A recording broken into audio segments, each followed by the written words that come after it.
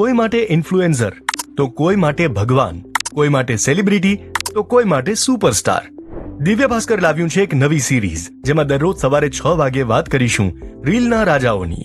આજે પહેલા એપિસોડમાં વાત ગરીબોના મસીહા ગણાતા ખજૂરભાઈ એટલે કે નીતિન જાનીની.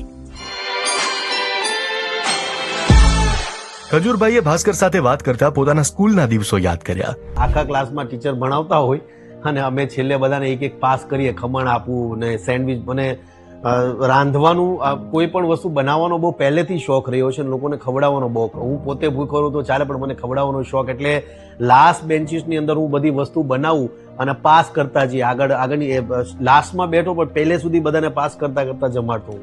ઉદારતાના બીજ સ્કૂલમાંથી જ રોપાયા. પછી કોલેજમાંથી માસ્ટર ડિગ્રી મેળવી 70,000ની નોકરી શરૂ કરી, પણ કોમ્પ્યુટર સામે બેસવું ગમતું નહીં.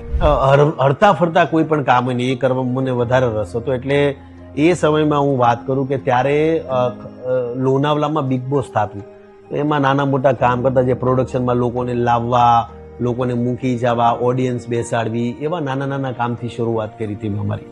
નીતિન જાનીનું નામ ખજૂર કેવી રીતે પડ્યું એની સ્ટોરી પણ રસપ્રદ છે. એટલે તરુણનો મને જ્યારે હું સિંગાપુરના મોલમાં ખજૂર લેતો હતો ત્યારે મને ફોન આવ્યો કે ભાઈ આપણે છોકરીનું નામ જીગલી તો ફિક્સ છે, બટ વોટ અબાઉટ